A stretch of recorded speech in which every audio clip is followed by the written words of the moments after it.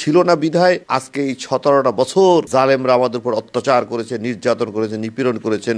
আসসালামু আলাইকুম সুপ্রিয় দর্শক, আপনারা দেখছেন দৈনিক জনতা জমির সাথে রয়েছে আমি হুসাইন মাহমুদ। এই মুহূর্তে আমরা কথা বলবো সারসিনা দরবার শরীফের হযরত মাওলানা শাহ আরিফ বিল্লাহ সিদ্দিকী হাফিজাহুল্লাহর সাথে আমরা কথা বলবো। এই ঐক্যের ব্যাপারটা শুধুমাত্র আমি, আপনি বা চরমনাই জামাত এটা বলে না। এই ঐক্যের ব্যাপারে স্বয়ং আল্লাহ রাব্বুল আলামিন কোরআনুল কারীমে বলেছেন, ওয়াতাসিমু বিহাবলিল্লাহি জামিয়ান ওয়ালা তাফারাক। তোমরা আমার রজ্জুকে, আমার দ্বীনকে, আমার কোরআনকে তোমরা শক্তভাবে মজবুত করে ধরো, ওয়ালা তাফাররাক, তোমরা বিচ্ছিন্ন হয়ো না। এখন আমাদের দেখতে হবে ঐক্য করাটা আল্লাহ রাব্বুল আলামিন আমাদের জন্য ফরজ করে দিয়েছেন। নামাজ যেমন ফরজ, রোজা যেমন ফরজ, হজ যেমন ফরজ, যাকাত যেমন ফরজ, পর্দা যেমন ফরজ, তেমন ঐক্য করাটাও মুসলমানদের জন্য ফরজ। ওয়ালা তাফাররাক, তোমরা বিচ্ছিন্ন হয় না। বিচ্ছিন্ন হওয়াটাও আমাদের জন্য হারাম। তা আসলে ব্যাপারটা যে এইটাই হচ্ছে যে আমাদের আসলে দিনের কাজ করেছি, কোনো এক জায়গায় ভুল ছিল, সেই ভুলটাই হচ্ছে ঐক্য। ঐক্য ছিল না বিধায় আজকে এই 17টা বছর জালেমরা আমাদের উপর অত্যাচার করেছে, নির্যাতন করেছে, নিপীড়ন করেছেন।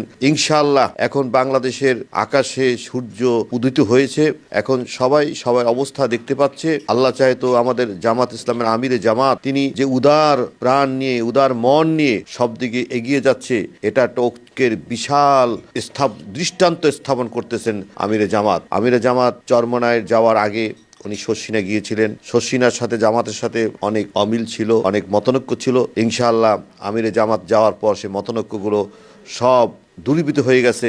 এখন একটাই কথা হচ্ছে যে আমার বক্তবৃন্দ যারা আছে সবাই এক ইসলামের পাল্লা আমরা ভোট দিতে হবে, কোরআনের পাল্লা আমরা ভোট দিতে হবে। পাল্লা হবে একটা, সেটা কোরআনের পাল্লা। ইনশাআল্লাহ এই পাল্লা যদি আমরা সব দল মত নির্বিশেষে সব ইসলামী দলগুলো যদি আমরা ঐক্যবদ্ধ হয়ে আমরা ভূমিকা পালন করতে পারি, তা আগামী বাংলাদেশ হবে কোরআনের বাংলাদেশ, আগামী বাংলাদেশ হবে কোরআনের বাংলাদেশ, আগামী সমাজ হবে কোরআনের সমাজ, আগামী সংসদ হবে কোরআনের সংসদ। আল্লাহ রাব্বুল আলামিন এই ঐক্যের স্তম্ভ আরো গতি থেকে গতিভাবে একসাথে ঐক্যর ভিত্তিতে আমাদের সকলকে দ্বীনের খেদমত করার তৌফিক এনায়েত করুক। আমাদের কাজ হচ্ছে, আমরা যারা ঐক্য করেছি, জায়গায় জায়গায় নিজ জায়গায় বসে আমরা মাইকে ঘোষণা করে ঐক্য করিনি। আমরা জায়গায় দরবারে গিয়ে অথবা প্রতিষ্ঠানে গিয়ে অথবা যার অফিসে গিয়ে আমরা ঐক্যতা পোষণ করে এসেছি এই পর্যন্ত।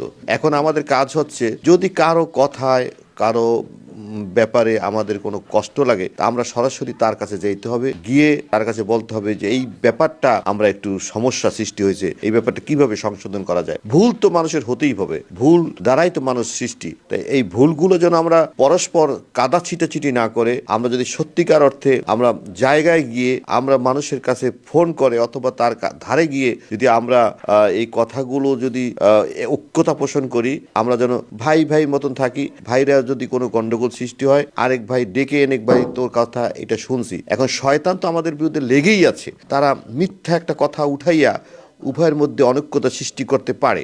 তো এখন আমার পরামর্শ হচ্ছে, আমরা পরস্পর যেন কোনো কথা শুনলে সেটা যেন মিডিয়ায় যেন প্রকাশ না করে, আমরা সরাসরি গিয়ে তার কাছে যে প্রশ্ন করব, তার কাছে জিজ্ঞাসা করব, বা মোবাইলে তার কাছে পরামর্শ চাবো, কী কারণে এই কথা বলেছেন, কি উদ্দেশ্য নিয়ে।